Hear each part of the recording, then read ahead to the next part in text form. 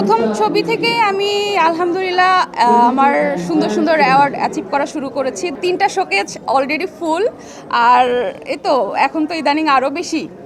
এখন তো ইদানিং আমার কাজ খুবই কম, শুধু মিউজিক ভিডিও ছাড়া কিন্তু আমার ফিল্মের কাজ খুবই কম।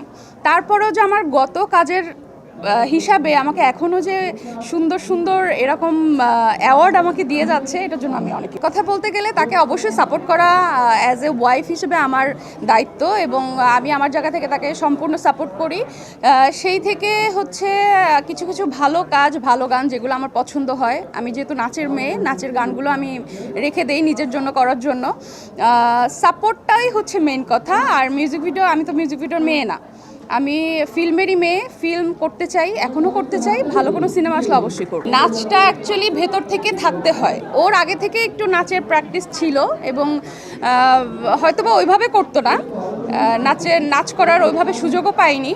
তো আমি যেহেতু নাচের মেয়ে, আমি ওকে বলেছিলাম যে আমি যদি মিউজিক ভিডিও করি, আমি একমাত্র নাচের গানই করব, আমি কোনো স্যাড গানে করতে পারবো না। এবং তুমি যেই সব টাইপের কাজ করো, স্যাড সংও বেশি করে, আমি কোনো স্যাড হিরোইন হতে পারবো না। তো আমার সাথে করতে গেলে নাচ শিখতে হবে। তো আমাকে প্রথমে বললো আমি তো অত ভালো নাচ পারি না।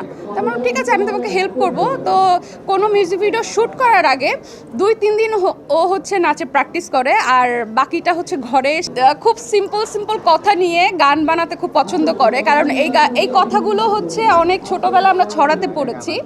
তারপরে এই যে 2 চাক্কার সাইকেল, মানে সাইকেল তো 2 চাক্কারই হয়। তো এরকম সিম্পল সিম্পল কথা নিয়ে ও নিজেই কিন্তু ব্রিজ লাইনগুলো নিজে লেখে। তারপরে এই যে আতা গাছে তোতা পাখিটা, এই হুট করেই এটা বানিয়েছে। তার আগে কিন্তু রিলিজ হয়েছিল, ভুলে গেছি গানটা, এখন মনে পড়ছে না। না, তার আগেও আর একটা এরকম ছড়ার মতো করেই ও বানিয়েছিল। তো এইগুলো না বেশি ছোট বাচ্চারা পছন্দ করে। আর আমাদের সাইকেল গানটা সব থেকে বেশি ভাইরাল করেছে কিন্তু ছোট বাচ্চারা। এমন কোনো বাচ্চা নাই যে এই গানটা শোনে নাই। তো ও এরকম বাচ্চাদের জন্য এখন ইদানিং একটু বেশি গান করছে।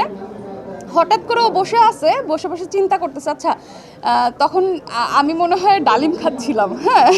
তো ও পাশে বসে সোফার পাশে বসে মানে ইয়ে করছে যে আচ্ছা ডালিম নিয়ে একটা ছড়া আছে না, ছোটোবেলায় আমরা পড়েছি। তো আমার হ্যাঁ একটা আছে, আতা গাছে, বলকে এটা নিয়ে গান বানালে কেমন হয়? ঠিক আছে তুমি লেখো, তুমি তো গান লিখতে পারো। তো হুট করে ওখানে বানালো, ওখানেই টিউন করলো। তো শুনে খুব ভালো লাগলো। এবং এইটা আমরা লন্ডনের জন্য রেখেছিলাম, যে লন্ডনে গেলে আমরা এই গানেরও শ্যুট করব। এবং দেশের বাইরে শ্যুট করা আসলে অনেক কষ্ট হয়ে যায়, কোনো হেল্পিং হ্যান্ড থাকে না।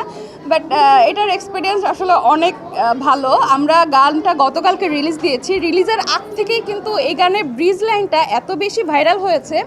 তো আশা করি সবার কাছে ভালো লাগছে, বিশেষ করে বাচ্চাদের কাছে।